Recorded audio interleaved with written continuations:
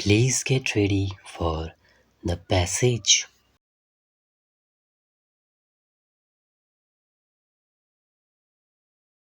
Sir, the role of audiovisual aids also in school education has not been fully appreciated and given a fillip.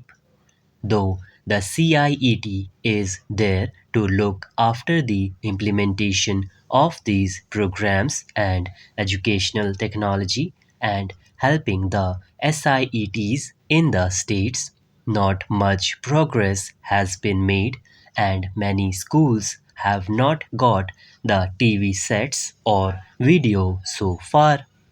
In fact, the government of Andhra Pradesh, as the minister very well knows, has made a lot of progress in introducing audiovisual aids in the schools.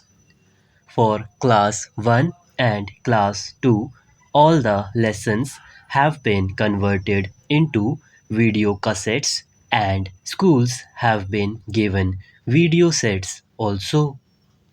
The midday meal scheme is being successfully implemented by the Tamil Nadu government. In Andhra Pradesh, we are not able to sustain the scheme for lack of resources and also organizational backup.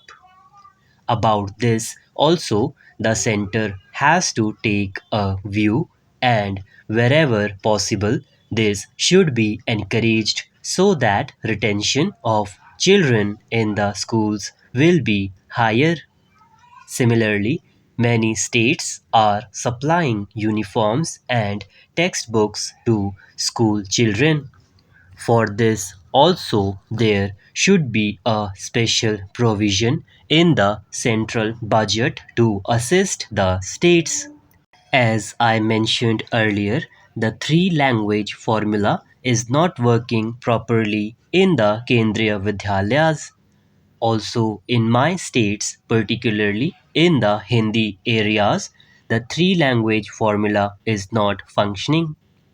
In the interest of national unity and integration, we have been repeatedly stressing that the Hindi states must introduce at least one language from the non Hindi states as a third language.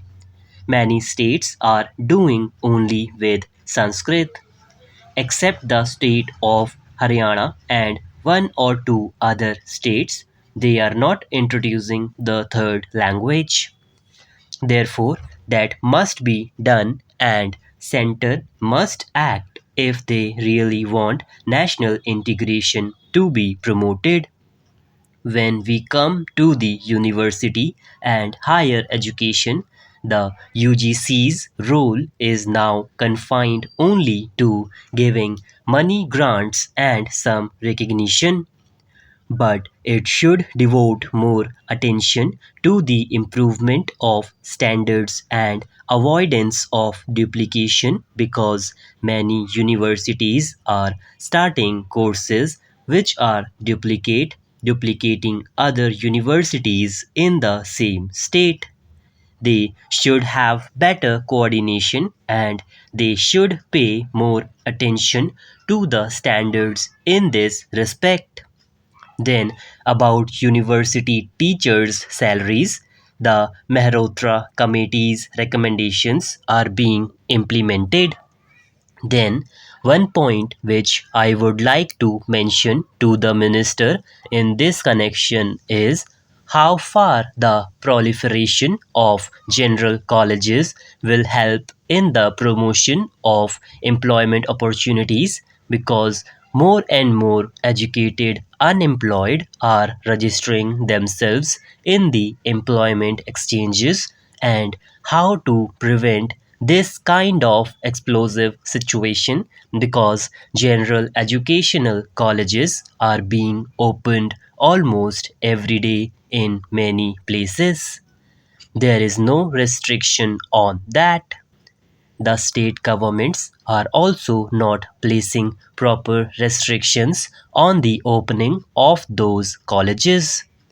In this regard, a policy should be evolved also. Also, the role of the private sector, private enterprise in running these colleges, particularly in the higher education, should also be defined. There used to be a lot of enthusiasm in the private enterprise to open colleges and run them in the past. But more and more stress is now being given to opening government colleges. That also requires a little review. Then the universities should be spared from the burden of the day to day administration, the administrative burden. They In should Andhra devote Pradesh, more we are time for experimenting with research the and commissionerate of maintenance of higher education, standards, which etc. of in course has colleges. landed in trouble Nowadays, due they to are court more orders. burdened with But the you are administrative going to work. have a National Council for Higher Education. Therefore, similarly, the Council's task should be to save universities from the day to day administrative work. The concept of open universities should also be encouraged. In that respect, also, Andhra Pradesh has taken a lead. It was the first state to start an open university. Subsequently, you have started the Indira Gandhi Open University here. So, more and more states should be encouraged so that those who cannot attend colleges regularly can take advantage of the education offered by the open universities. Then, about rural universities, the proposal is not making headway.